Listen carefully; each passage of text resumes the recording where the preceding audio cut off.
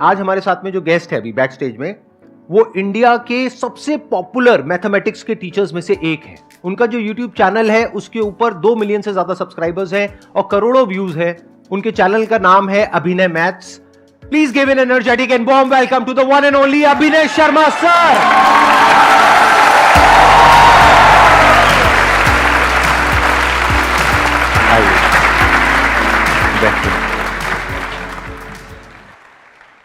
आप I think एक तो मैथमेटिक्स पढ़ाते हैं और एक गवर्नमेंट एग्जाम्स की भी आप तैयारी कराते हैं, राइट? और आपका अपना एक इंस्टीट्यूट भी है प्लस ऑनलाइन आपका यूट्यूब चैनल है। बट मैंने फ्री एजुकेशन पे ज़्यादा फोकस किया है। मतलब ये ट्रेंड जो कि यूट्यूब पे भी फ्री पढ़ाया जा सकता है स्ट्रक्चरल वे में, ये हमने शुरू किया। उससे पहले कोई कंप्लीट पढ़ाने के बारे में नहीं सोचता था। यूट्यूब को लोग ऐसे लेते थे कि यार ये प्रमोशनल है, बट हमने कंप्लीट सिलेबस किया और बच्चों से वो कनेक्टिविटी बनाए रखी कि आप यहाँ से पढ़ के भी सेलेक्ट हो सकते हो। और मैंने खुद अपने आप को पहले प्रूव भी किया कि मैंने 5 बार वो एग्ज़ाम क्वालिफाई किया। तो हमेशा से ये था कि बच्चों को क्लास में सिर्फ पढ़ाना मेरा मकसद नहीं होता था। मैं कहता था कि इनको बांधे रखना बहुत ज़रूरी है। तो अब हम तो किसी के अंडर पढ़ाते थे। तो एक दिन आगे हमारी कोचिंग इंस्टीट्यूट ऑनर ने मेरे को इतनी बुरी तरह झाड़ा, बोली आप संदीप महेश्वरी नहीं है और वो मैथ्स के लिए रखा हुआ है यहाँ पे, हमें ये काम कराना होगा तो हम संदीप महेश्वरी को बुला लेंगे। तो मैं 2012 में पहली बार मैंने कहा इसने ऐसे क्यों बोला। फिर मैंने तब आपको पहली बार जाना और उसके बाद बहुत सारे वीडियोज मैंने आपके देखे हैं और हमेशा बच्चों को भी कहा है और अपने अपने तरीके से बातों को आगे ले जाया है कि भाई इस तरीके से आप तैयारी करो, ये दिक्कतें आएंगी, सबके साथ आती हैं। मैंने संदीप जी मतलब जो लोग मुझे क्रिटिसाइज करते थे ना, मैं उनको भी कह दिया। मैंने कहा सुनो 4 साल बाद बताएंगे तुम्हें कि हम क्या हैं। कुछ नहीं है। सन 2014 में रोटी का जुगाड़ नहीं कर पा रहा था और मेरा रिजल्ट आया और उसमें मेरा सिलेक्शन प्रॉपर ठीक तरीके से नहीं हुआ तो मेरे रिश्तेदारों ने मेरी जान ले ली कॉल कर करके। मैंने कहा भाई सुनो, तुम्हें लग रहा ना बहुत बड़ी चीज है, कोई बहुत बड़ी चीज नहीं है, निकाली नहीं हमने, अलग बात है। और मैंने कहा आज तुम्हें पूछने की जरूरत पड़ रही है कि मैं क्या कर रहा हूं, लेकिन 4 साल बाद जरूरत नहीं पड़ेगी, तुम्हें अपने आप पता चल जाएगा कि मैं क्या कर रहा हूं। तो वो मुझे लगता है कि कह दो ना, शुरू से ही कमाल है। मतलब तो एक प्रेशर आ जाता है यार अब तो करना है। और एक चीज और भी होती है कि मैंने बहुत, संदीप जी जैसे आजकल चल रहा है, मैं नाम कमाने के पीछे नहीं भागा कि मुझे बहुत व्यूज या सब्सक्राइबर चाहिए। मुझे लगा कि एक कम लोग जाने लेकिन सम्मान की नजर से जाने कि हमने अच्छा किया है। मैंने देखा आपकी शुरुआत हुई थी बुलंदशहर से, राइट? बुलंदशहर में और गांव तब है। आप बहुत ही छोटे लेवल से एक लोअर मिडिल क्लास फैमिली से आप आते हैं। लोअर नहीं, हमारा तो ये हाल था जी कि 3 महीने केवल चटनी से रोटी चल रही है, सब्जी भी अफोर्ड नहीं कर पा। अच्छा, नॉट इवन मिडिल क्लास। हाँ, मतलब वहां से लेकर के आज जो आपका सफर है, आज मैंने देखा आपकी वीडियोस में आपने कई जगह पे बताया कि आपके पास में मर्सिडीज है, राइट? मेरे पास 9 अलग अलग ब्रांड्स की कार है। मेरा छोटा बच्चा 1 साल का, उसके पास भी 2 सीटर कार है। सर हमें भी कभी घुमा दो। मैं शुरू से थोड़ा सा बता देता हूं कि मैंने प्राइमरी स्कूल से पढ़ाई की 5th क्लास तक। लेकिन जो मुझे एक चीज अपनी लगती है, जो मैंने पिताजी से भी, कि जीतना एक आदत है। आप ये नहीं कह सकते कि मैं तब ऐसा करना अच्छा शुरू करूंगा। जीतना एक आदत मतलब घर में 3 भाई बहन है तो उनमें भी मैं सबसे आगे हूं, काम करने में भी। पिताजी का बिस्तर लगाना मैं सबसे आगे लगा दूंगा। तो जीतना एक आदत है जो डेवलप करनी पड़ती है। चाहे भले ही मैं घर की छत पे क्रिकेट खेल रहा हूं, लेकिन वहां भी मुझे जीत की भूख है। तो ये भूख डेवलप करनी पड़ती है। और जहां तक परेशानियों की बात है, तो परेशानियां तो हमेशा रहेंगी, तब भी थी, आज भी हैं, सिर्फ वजह बदलेंगी। हमें लगता है आज ऐसा ये नहीं है मेरे पास, इसलिए मैं ये नहीं कर पा रहा। कल को कुछ और नहीं होगा, लेकिन फिर भी करते रहना है। जो समस्याएं आएंगी उनसे सिर्फ एज ए वैक्सीन लेना है। जैसे लोग कहते थे कोविड हो गया तो अब ना कोविड की एंटीबॉडीज बन गई। तो अगर दिल टूट गया ना तो समझो एंटीबॉडीज बन गई, अगली बार टूटेगा ना तो फर्क नहीं पड़ेगा।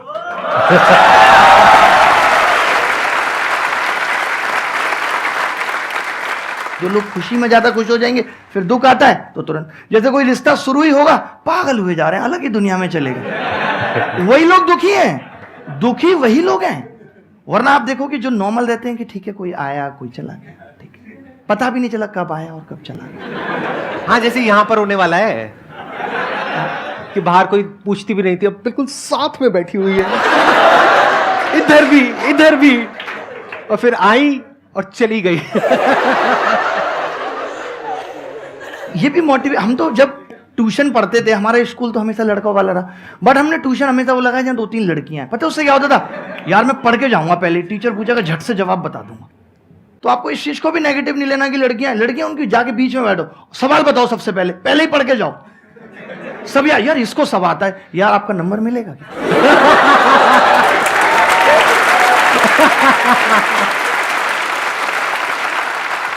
उसके बाद 6th 7th 8th क्लास तक हमने गांव में अपना जीवन बिताया।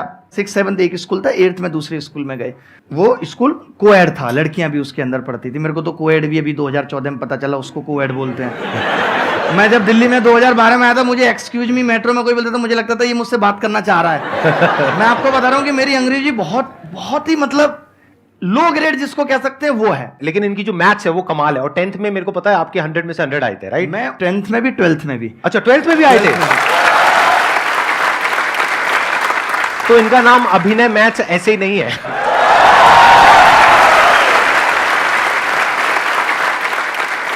हमारे टाइम पे पास होना इज ए बिग चैलेंज, कि आप अगर पास हो गए हो तो ये बड़ी बात है। क्योंकि हमारी क्लास में जब मैं 60 बच्चे थे तो उसमें 24 फेलियर थे जो पिछले साल फेल हो चुके थे। उनको भी पास कराने की मैंने जिम्मेदारी ली थी। मैंने कोशिश करूंगा सवाल बताने, क्योंकि गणित में ही फेल हो रहे थे वो लोग, और गणित अपना अच्छा था। 10th में तो मुझे बहुत हाई ग्रेड फीवर भी था, बट मैंने पेपर अपना आधे टाइम में निपटा लिया था। वो कैसे ऐसा हो पाया था, क्योंकि मैं ना गणित बहुत पढ़ता था। जैसे बहुत पढ़ने का मतलब है कि मैं कॉपी पे कॉपी बना रहा हूँ। मैंने बिजनेस चालू कर दिया था। सरकारी स्कूल में कुछ हो ना हो काम चेक होता है, तो मैं बच्चों को ना वो गणित की कॉपियां बना बना के बेचता था। 10 की कॉपी 5 का पेन, डबल रेट 30 रुपए।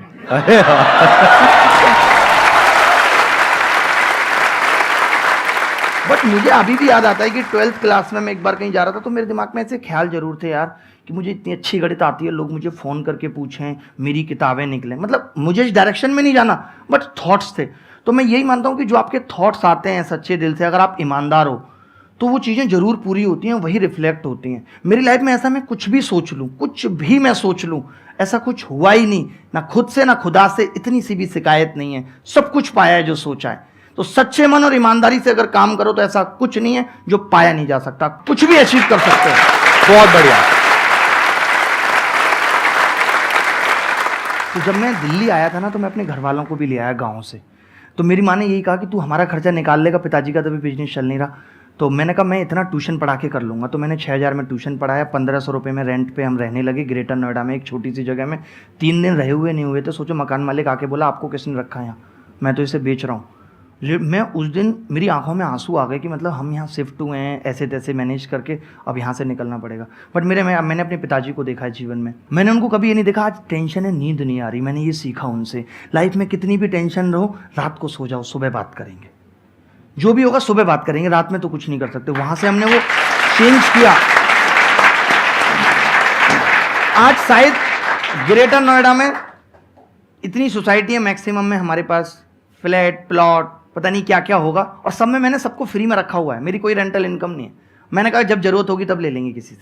सर आपके घर के बाहर ये सारे पहुंच जाएंगे। ग्रेटर नोएडा में ये था कि भाई नहीं, एक मिनट सर, मेरे को काफी इंटरेस्टिंग लग रहा है। आप ये कह रहे हैं ग्रेटर नोएडा में आपके फ्लैट्स हैं और वहां पे लोग रह रहे हैं, लेकिन आप उनसे रेंट नहीं लेते हैं? रेंट नहीं ले रहे, मतलब अभी देने भी कोई आता है, जैसे शुरुआत हुई अभी जैसे एक नया लिया, तो मैं कहता हूँ कि जरूरत होगी तब ले लेंगे, अभी आप रख लो, आप अपना काम चलाओ। और ऐसे कितने आपके 2000 5000 10,000 कितने फ्लैट्स हैं? मतलब इतने फ्लैट्स नहीं है, बेसिकली मेरे पास विलाज ही है सारी। अच्छा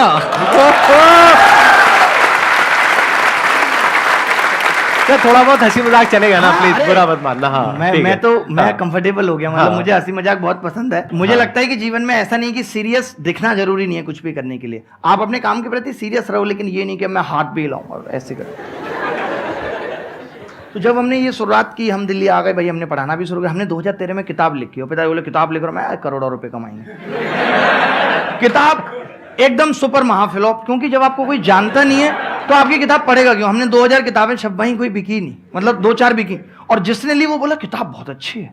मैंने कहा दोस्तों को बताओ, लेकिन ले कोई नहीं रहा, क्योंकि जब तक आपका नाम नहीं है, नाम बनाना बहुत बड़ी बात है, मैं आपको बता रहा हूँ।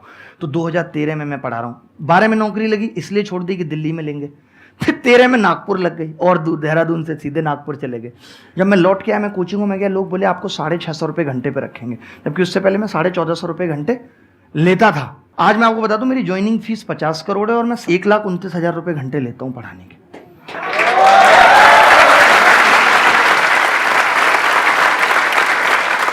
मेरे को थोड़ा झटका लगा है, तो मैं थोड़ा समझना चाहूंगा। आप क्या कह रहे हैं? मेरी ज्वाइनिंग फीस 50 करोड़ रुपए जैसे है। मैं अभी कहीं पढ़ा रहा हूँ, कहीं काम कर रहा हूँ, आप आगे बोलो कि यार अब आप हमारे यहाँ आ जाओ वहां से छोड़ के सब कुछ, तो मैं 50 करोड़ डिमांड करूँ। कराए मैंने अभी कल परसों किसी को।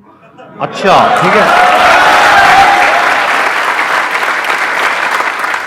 2017 में मुझे ऐसा लगता है कि एक नॉर्मल मेंटेलिटी के हिसाब से मुझे टूट जाना चाहिए था। मुझे खुद लगता है कि मैं क्यों नहीं टूटा, बट मुझे टूट जाना चाहिए, क्योंकि आप सरकारी नौकरी छोड़ चुके हो। You have no option B, आपके पास कुछ नहीं है। पढ़ाने में आप ऑलरेडी एक बार फ्लॉप हो चुके हो, आप फिर दोबारा कैसे उस जगह आ सकते हो जहां आपके पास इस्टेब्लिशमेंट का भी पैसा नहीं है।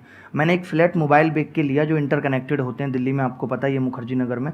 और मैं और मेरा भाई बैठा, हम सुबह स्टूल खुद लगाते थे। आपके भाई भी आए हुए हैं यहाँ पे? हाँ। अरे नमस्कार जी।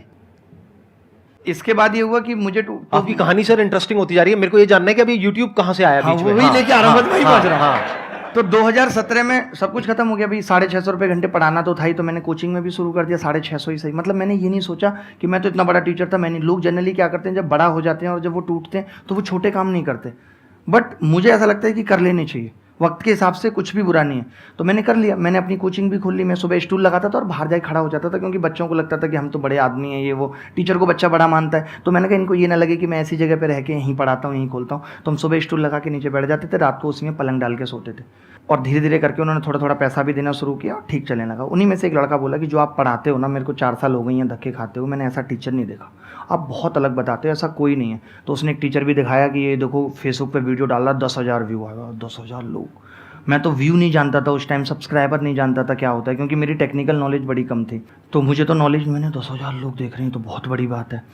तो अच्छा, तो वो बोला आप वीडियो बनाओ। मैंने कहा यार नहीं, क्योंकि उस टाइम डर लगता है, आपके रिश्तेदार क्या कहेंगे, आप एक ऑलरेडी हारा हुआ फील कर रहे हो। तो मैंने उसको यही बोला, मैंने कहा यार चलो वीडियो बना लेते हैं। और ये बात है 3 अक्टूबर 2017 की।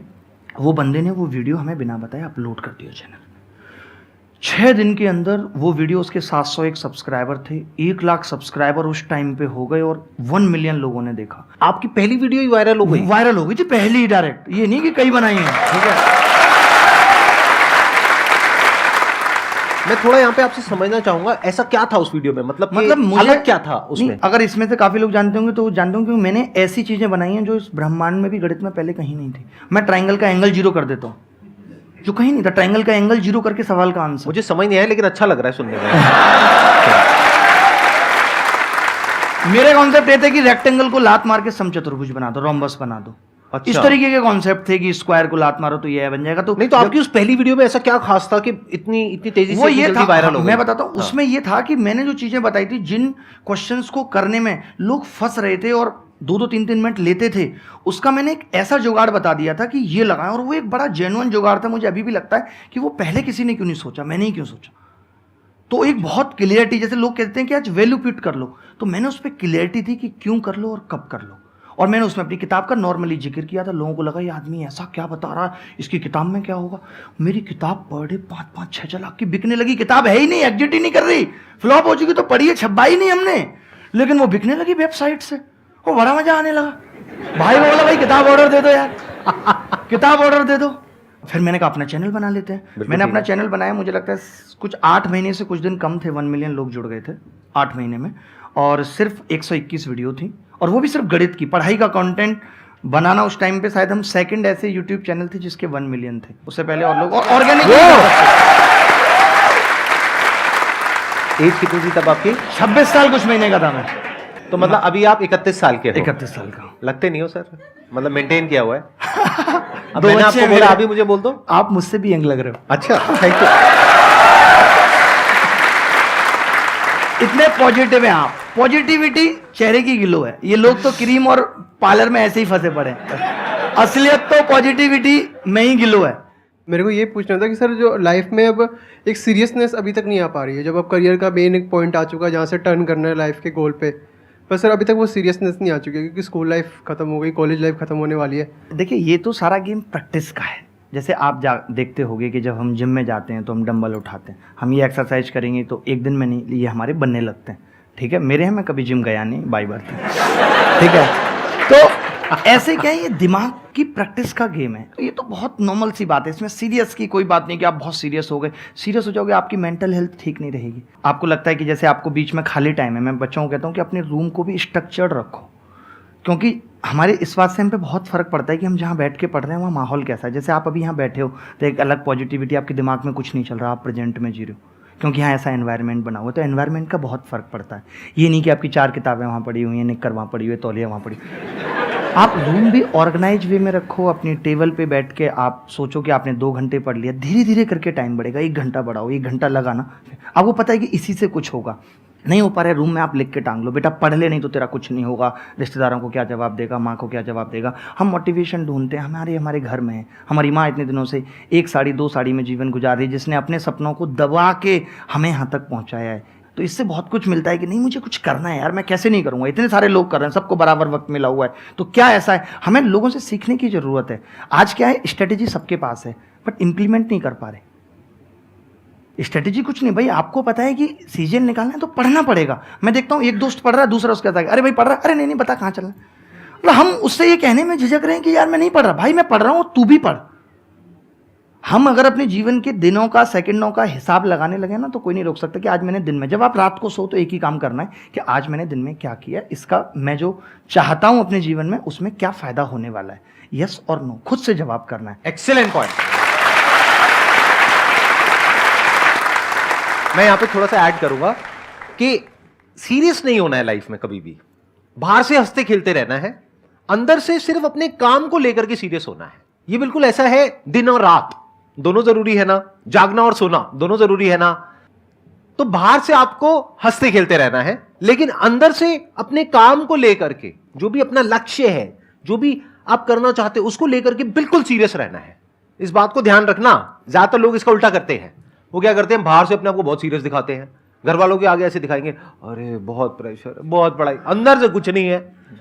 वही बैठ करके लैपटॉप पे रात को क्या कर रहे हैं सबको पता है। बाहर से दिखा रहे हैं मैं बहुत सीरियस हूं, अंदर से कोई सीरियसनेस है ही नहीं। तो इसका उल्टा करो, बाहर से ऐसे दिखाओ कि नहीं कुछ नहीं है, मैं तो मीडियोकर हूं, मैं तो ये हूं, मैं तो वो हूं। अंदर से आपको पता होना चाहिए। एग्जाम निकल जाए लोगों पूछे तू पढ़ता है, वो बाहर से लोगों को नहीं पता लगता। वो चीज रहनी चाहिए, बाहर से पता नहीं लगना चाहिए कि आप अंदर से क्या हो।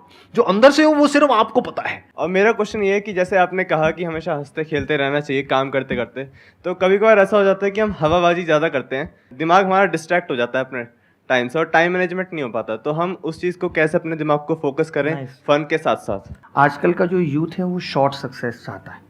उसने किसी को देखा, अच्छा अरे ये तो वीलॉग बनाया तो मैं ऐसे बनाऊंगा, मैं भी ऐसे हो जाऊंगा।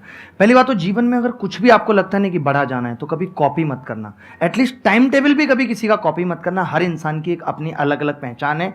तो आपका टाइम टेबल भी ऐसा नहीं कि मैं किसी टॉपर का मैंने टाइम टेबल कॉपी कर लिया तो मैं आगे बढ़ जाऊंगा, नहीं। अगर आपको अपनी स्ट्रेटेजी इंप्लीमेंटेशन करनी है, हो सकता है किसी को रात में पढ़ने में मजा आता है, हो सकता है किसी को दिन में पढ़ने में मजा आता है। तो ये बात इन्होंने बहुत सही पूछी और ऐसा हो रहा है आजकल। आप हवाबाजी बाहर लाख कर लो, आपको अपनी सच्चाई पता होनी चाहिए। और एक बात इन्होंने पूछी टाइम मैनेजमेंट की। आप मुझे बताओ, आज से 50 साल पहले कहीं एक जगह से दूसरी जाने तक प्लेन नहीं था, खाना बनाने के लिए गैस नहीं थी, कुकर नहीं था। उस वक्त हम जो अपने माँ बाप से सुनते हैं, कोई ये नहीं कहता था बहुत बिजी है। आज हर आदमी, everyone is busy without any work. अभी मूवी का पास देखो, तुरंत निकल जाएंगे लेके उसको। तो टाइम मैनेजमेंट की दिक्कत, जैसे जैसे दौर बदला, लाइफ को आसान बनाने की चीजें आई, तो हमने उनका दुरुपयोग ज्यादा शुरू कर दिया। लाइक मोबाइल इसलिए आया कि एक इंफॉर्मेशन पहुंचानी है, बट हम उस इंफॉर्मेशन से, आज आप कितने लोग आप में से ऐसे होंगे कि मोबाइल जिस काम के लिए उठाते हैं, हालत ये वो भूल जाते हैं और पता चलता है इंस्टाग्राम व्हाट्सएप पे जिस काम के लिए मोबाइल उठाए वही भूल गए। सोशल मीडिया पे आपने अपने 2-3 घंटे 4 घंटे खराब कर दिए, तो उसके बाद में आप पढ़ने लायक हालत में भी नहीं रहोगे, क्योंकि बॉडी पूरी स्टिफ हो जाएगी और माइंड भी धज्जियां उड़ जाएगी। रिग्रेट होगा उसके बाद, राइट। तो ये भी समझो कि किस तरह से अपने टाइम को यूटिलाइज करना है। बाहर खेलने जाओ, वो हम नहीं करेंगे। हम क्या करेंगे, कंप्यूटर पे बैठ करके वीडियो गेम्स खेलेंगे। अरे उसकी बजाय आप बाहर खेलो ना, जाकर के 1 घंटा खेलो, 2 घंटा खेलो, 3 घंटा खेलो, कौन रोक रहा है। वो आपको पढ़ने में मदद ही करेगा, क्योंकि आपकी फिजिकल फिटनेस बेटर होगी, उससे मेंटली भी आप बेटर फील करोगे। ये जो होता है ना, कई बार माइंड में बहुत सारे थॉट चलने लग जाते हैं, एक ऐसी स्टेट आ जाती है जब कुछ समझ नहीं आ रहा होता है कि क्या करें। वो इसलिए है क्योंकि आप बैठे हुए हो और एनर्जी अंदर अटकी हुई है। उसको रिलीज करो, जा करके पार्क में दौड़ लगा करके आओ, आधा घंटे की, 1 घंटे की। जब कभी मेरे साथ में ऐसा होता है तो मैं तो सीधा जाता हूं, जॉगिंग करता हूं। कुछ ना कुछ फिजिकल एक्सरसाइज जरूर करें। मैंने सोचो, इतना मुझे एंजाइटी थी उस दौर में, जब आप अचानक से अमीर बनते हो तो ये सबसे बड़ी प्रॉब्लम होती है। तो मैंने रिकवर सिर्फ दौड़ के ही किया है, और आज भी अपने टाइम को ऐसे यूटिलाइज करता हूँ। मैं हर दिन किसी ना किसी से मिलता हूँ, किसी बच्चे से मेल पढ़ता हूँ, लेकिन मैं उसको कहता हूँ यार मैं सुबह 7 से 8 दौड़ता हूँ, तुम उस टाइम पे आ जाना, 7 दौड़ेंगे। मैं शाम को कई बार खेलता हूँ 5 से 6, मैं कहता हूँ यार उस टाइम पे आ जाना, खेलेंगे, उसको भी अच्छा लगता है। तो मैं अपने टाइम में उसको एडजस्ट कर दिया, अलग से भी नहीं देना क्या पड़ा। खेलते हो सर आप? मैं क्रिकेट खेलता हूँ बहुत गंदे तरीके से। अच्छा। में फार्म हाउस है, काफी हमने बना रखा है, बहुत अच्छा। तो क्रिकेट का तो मुझे भी बहुत शौक है, मैं आना चाहूंगा आपके फार्म हाउस पे खेलने के लिए। बहुत मजा आएगा, और इंस्टेंट आपको हम ताजे गाय की दूध की चाय पिलाएंगे। हमारे पास गाय भैंस 2 फार्म हाउसेस हैं हमारे। हम भिंडी से लेकर के लौक की चीनी सब कुछ घर का खाते हैं, उसके अलावा बाहर का पक्का कहीं बाहर पीछे जाकर के मना मत कर देना कि नहीं वो कैमरे में था ये दिखाने के लिए। रिसेंट आएंगे तो इतना मीठा भुट्टा कि शायद शुगर फेल हो। मैं अगर अपनी पूरी फैमिली के साथ आऊं तो चलेगा? फैमिली के साथ ही चलेगा, पूल वगैरह सब कुछ है, बहुत बहुत enjoy। सर बिल्कुल एंड आ गया है, मैं भी एक आध डायलॉग मारता हूँ, आप भी एक आध डायलॉग मारना, और बस यहीं पे खत्म खत्म कर खत्म देंगे करते इसको। हैं। बस शायरी के साथ करना। 1-2 मिनट के अंदर ना, आप शायरी पे शायरी। खत्म करना। मैं क्या कह रहा था मैं भूल गया, आप शायरी पे खत्म करो।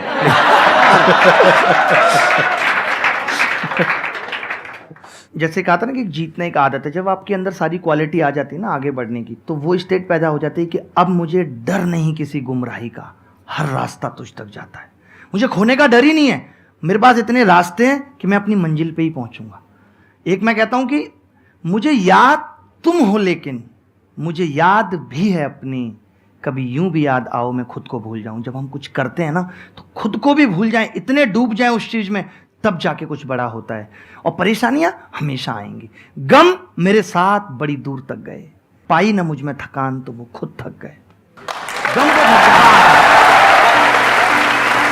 Sir thank you so much for coming sir, बहुत मजा आया, बहुत बढ़िया सेशन। मुझे ऐसा लग रहा है कि कोई बड़ा भाई किसी जन्म का बिछड़ गया है। अरे सर